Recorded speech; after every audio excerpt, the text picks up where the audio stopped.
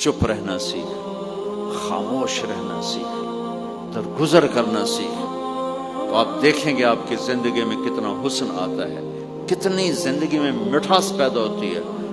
غصہ نکال دینا وقتی ایک راحت ہوتی ہے، اور پھر شرمندگی اور ندامت کے سوا کچھ نہیں ہوتا۔ زندگی میں یہ طے کر لو، کوئی کتنا ہی تمہیں دکھ پہنچائے، کوئی کتنا ہی تمہاری بےعزتی کرے، چپ ہو جاؤ، سہ جاؤ۔ مرنے والے کی کیا عزت، کیا ذلت، میں نے تو مر کے دیکھا ہے، اور مجھے یہ حدیث سمجھ میں آئی ہے بڑی اچھی طرح، موتو قبل ان تموتو، کہ مرنے سے پہلے مر جاؤ۔ اس وقت اگر میں مر جاتا تو مجھے کوئی گالیاں دیتا تو مجھے کیا نقصان تھا، اور مجھے کوئی نعرے لگاتا میرے لیے تو میرا کیا نفع تھا۔ تو مرنے سے پہلے مر جاؤ، کوئی تمہیں برا بھلا کہے تو تمہارا کیا نقصان، تمہیں کوئی واہ واہ نعرے لگائے تمہیں کیا نفع ہے۔ اگر اللہ راضی ہے تو مرد آباد اور زندہ آباد سے بے نیاز ہو۔ ابو ذر رضی اللہ تعالیٰ عنہ کو ایک آدمی نے گالیاں دی تو انہوں نے فرمایا، بیٹا ایک گھاٹی آگے آ رہی ہے، اس میں گر گیا تو جو کچھ کہہ رہے ہو اس سے بھی زیادہ کا حقدار ہوں، اور اگر پار ہو گیا تو تیری گالیوں سے مجھے کوئی فرق نہیں پڑتا ہے۔ من سلم المسلمون من لسانہ و یدہ موتوا قبل ان تموتوا۔ چونکہ آج کل اخلاق ہیں انتقامی، معاف کرنے والے اخلاق ہیں نہیں، انتقامی اخلاق ہیں۔ ہمارا معاشرہ انتقامی ہے، اچھا کرو گے تو ہم اچھا کریں گے، برا کرو گے تو ہم برا کریں گے، جیسا کہو گے ویسا ہم سے سنو گے۔ یہ ہمارا ماحول ہے، یہ ہمارا۔ ایک ماں کہہ رہی تھی دوسری ماں کو، میرے پترا کدی کسی نے واسطے سلام نہیں کیتا، بڑے فخر سے کہہ رہی ہے، ہمارے اپنے گاؤں کی بدوا، میرے پترا کدی نہیں کسی نے واسطے سلام کیتا، مائی جڑا کرے انہوں کریں دیں، جڑا نہ کرے انہوں پوچھ دے ہی کوئی نہیں۔ یہ وہ فخر سے کہہ رہی۔ جو سب سے بڑا عیب ہے وہ سب سے بڑا فخر بنا ہو۔ میرے پترا کدی نہیں کسی نے واسطے سلام کیتا۔ جب ماں باپ نے یہ سبق دیا تو اولاد کا کیا قصور ہے؟ تو ہمارا معاشرہ انتقامی ہے، ایک کی 10 سنانے کا ماحول ہے، تو آپ 100 کی ایک بھی نہ سناؤ۔ احنف بن قیس رضی اللہ تعالیٰ عنہ پہ ایک آدمی نے چڑھائی کر کہنے لگا، ایک سناؤ گے نا تو 10 سنو گے میری طرف سے۔ تو احنف بن قیس کہنے لگے، بھائی تو مجھے 100 بھی سنائے گا نا تو میری طرف سے ایک بھی تو نہیں سنے گا۔ ایک آدمی ان کی بڑی بےزتی کر رہا تھا اور وہ چل رہے تھے، اور وہ 100 گالیاں بک رہا ہے۔ جب آ گیا نا قریب شہر تو کہنے لگے، دیکھا میرا قبیلہ یہاں رہتا ہے، اگر کسی نے سن لیا نا تو تیری بڑی دھلائی کر دے گا، تو نے جو مجھے گالیاں دینی میں کھڑا ہوں یہیں تو دے لے، تو اپنا سارا زور پورا کر لے تاکہ آگے تجھے کوئی تکلیف نہ پہنچا دے میری وجہ سے۔ تو وہ پاؤں پہ گر کے معافی مانگنے لگا کہ واقعی تو بڑے حلم والا۔ وہ مشہور تھے اپنے حلم میں، بردباری، اور لوگ ان کا امتحان لینے آیا کرتے تھے کہ بھئی کوئی ہے جو احنف کو غصہ دلا تو لوگ ناکام ہو جاتے تھے، ان کو غصہ نہیں آتا۔ ایسے ایک عرب سردار گزرا معن بن زائدہ، وہ بھی اپنے حلم میں بڑے مشہور تھے۔ ایک دفعہ لوگوں میں شرط لگ گئی کہ کوئی ہے معن بن زائدہ کو غصہ دلائے تو ہم اس کو انعام دیں گے۔ تو ایک شاعر نے کہا، میں غصہ دلاتا ہوں، تم دیکھنا ایسے سیخ پا ہو جائے گا جیسے جانور۔ تو وہ چلا گیا اس کی مجلس میں، دربار لگا، عرب سردار تھا بہت بڑا، دربار لگا ہوا، تو کہتا السلام علیکم، میں کہا وعلیکم السلام۔ تو معن بن زائدہ پر ایک دور بڑے فخر کا گزرا تھا، پھر اللہ نے اس کو بہت بڑی سرداری دی، بنو عباس کا بہت بڑا یہ وزیر گورنر تھا۔ تو کہتا اتذکر اذ لحافک جلد شاۃ فاذ نعلاک من جلد البعیر، کیوں بھائی تو یہ یاد ہے جب تیرا بستر بکری کی کھال تھا اور تیرے جوتے اونٹ کی کھال کے تھے؟ تو کہنے لگا کیوں نہیں یاد، بھلا کوئی ماضی بھی بھولتا ہے؟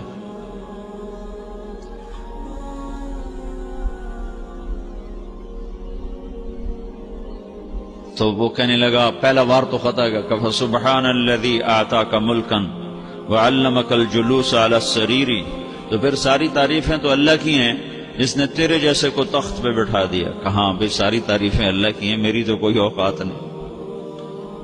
تو کہنے لگا سأرحل عن دیار انت فیہا وان جار الزمان علی الفقیر، جہاں تیرے جیسا حکمران ہو وہاں مجھے رہنا گوارا ہی نہیں ہے، میں یہاں سے چھوڑ کے نکل جاؤں گا چاہے کتنی تکلیف اٹھاؤں۔ بڑے دربار میں یہ ایک گورنر اور وزیر سے بات ہو رہی ہے، تو وہ کہتا ہے اچھا بھائی اگر تو ہمارے پاس رہے گا تو ہم تیرا اکرام کریں گے، اور اگر تو جانا چاہتا ہے تو پھر رافقت کا سلام۔ تو وہ یہ بار بھی خالی گیا، تو پھر کہنے لگا فجد لی یبن ناقصۃ بمال۔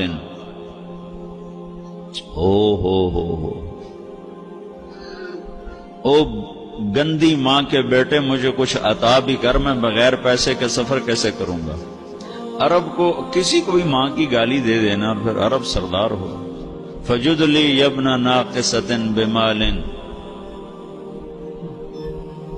بری ماں کے بیٹے مجھے کچھ پیسے بھی دے، میں نے جانا ہے۔ میں کہا بھائی اس کو 3000 دے دیا جائے۔ اللہ اکبر۔ تو کہنے لگا قلیل ما اعطیتنی وانی لاتمع منک فی الکثیر، یہ تو بہت تھوڑا تو نے دیا ہے، مجھے اور دے۔ کہا اچھا بھائی 3000 اور دے دو۔ تو وہ شاعر کی بھی آنکھیں پھٹ گئیں، کہنے لگا اب ٹھہر جا ٹھہر جا، اب میں تیری اصل تجھے بتاتا ہوں۔ سألت اللہ ان یبقیک ذخرا فما لک فی البریۃ من نذیر، میں اللہ سے دعا کرتا ہوں اللہ تیرے جیسوں کو سلامت رکھے، تیرے جیسا دنیا میں کسی ماں نے جنا ہی کوئی نہیں۔ فمنک الجود والافضال حقا وفضل یدیک کالبحر الغزیر، تو ہی سخی ہے، تو ہی کریم ہے، اور سمندر بھی تیری سخاوت کے آگے کچھ نہیں ہے۔ تو نے کہا اچھا بھائی تو نے ہماری برائی کی، ہم نے تمہیں 6000 دیے، اب تو نے ہماری تعریف کیا، پہ 10,000 اور دے دو اس کو۔ ہاں باتیں ہی رہ گئیں، باتیں ہی رہ گئیں۔ کہاں سے لائیں ایسے لوگ؟ ہمارا معاشرہ انتقامی ہے، بدلہ لینے کا ہے، بدلہ لینے کا۔ اس نے میرے ساتھ کیا، میں نے بھی کرنا ہے۔ تو اعلیٰ درجے کا اسلام یہ سکھا رہا نہیں چپ ہو جاؤ، سلام مت بن جاؤ، سلامتی بن جاؤ، سلامتی کی علامت بن جاؤ۔ من سلم المسلمون من لسانہ ویدہ۔ اب وہ سوال کرتا ہے یا رسول اللہ ای الایمان افضل، سب سے اعلیٰ درجے کا ایمان کیا ہے؟ اسلام کیا ہے؟ کلمہ، نماز، روزہ، حج، زکات۔ اعلیٰ درجے کا اسلام کیا ہے؟ من سلم المسلمون من لسانہ ویدہ۔ یہ اخلاق کا ادنا درجہ ہے، ادنا درجہ ہے۔ ادنا درجے پر پہنچ کر آپ اسلام میں اعلیٰ درجے پر آ سکتے ہیں۔ وہ سوال کرتا ہے ایمان کیا ہے؟ تو آپ نے کہا اللہ پر، فرشتوں پر، کتابوں پر، رسولوں پر، موت کے بعد کی زندگی پر، تقدیر پر۔ اب ایک اور سائل سوال کرتا ہے ای الایمان افضل، سب سے اعلیٰ درجے کا ایمان کیا ہے؟ تو آپ نے فرمایا حسن الاخلاق، اچھے اخلاق سب سے اعلیٰ درجے کا ایمان ہے۔ جو آدمی اسلام میں، جو آدمی اخلاق میں، جو مرد عورت اخلاق میں ادنا درجے پر ہوتا ہے وہ اسلام میں اعلیٰ درجے پر پہنچتا ہے۔ اب اگر وہ اخلاق میں اعلیٰ درجے پر آ جائے تو اب یہ کہاں پہنچے گا؟ اب یہ کہاں پہنچے گا؟ میرا نبی کہہ رہا ہے سب سے اعلیٰ درجے کا ایمان ہے حسن اخلاق، حسن اخلاق۔ ابو ہریرہ نے پوچھا یا رسول اللہ وما حسن الاخلاق، یہ بھی ایک اور حدیث ہے کہ یا رسول اللہ حسن اخلاق کیا چیز ہے؟ تو آپ نے 3 چیزیں فرمائیں، تصل من قطعک وتعطی من حرمک وتعفو عمن ظلمک، جو تم سے توڑے نہ تم اس سے جوڑو، نہیں کرتا سلام نہ کریں، کوئی ہم چھوٹے باپ کے ہیں، ہم تو کبھی بھی نہ کریں، ہم تو کبھی بھی نہ منہ تھوکیں بھی نہیں، ہم تو میرا نبی کہہ رہا ہے جو توڑے تم اس سے جوڑو، جو محروم کرے اسے عطا کرو، جو زیادتی کرے اس سے درگزر کرو۔ یہ 3 کام جو عورت مرد کر لے گا یہ اخلاق کے اعلیٰ درجے میں ہے۔ جب یہ اخلاق کے اعلیٰ درجے پر پہنچتا ہے تو پھر میرا نبی کیا بشارت دیتا ہے؟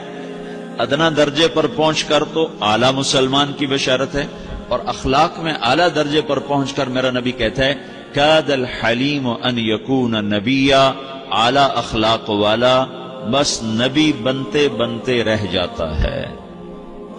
اعلیٰ اخلاق والا ایسے ہے جیسے کہ نبی، قریب ہے کہ وہ نبی بن جائے، یہ تو ہے نا ترجمہ، لیکن ہم ہمارے اردو میں کہتے ہیں وہ نبی بنتے بنتے بنتے رہ گیا۔ کیا مطلب؟ کہ اس میں اور نبی میں صرف نبوت کا فرق رہ جاتا، باقی وہ سب کچھ حاصل کر لیتا ہے۔ تو یہ سارے دین کا میں نے آپ کو خلاصہ بتایا ہے۔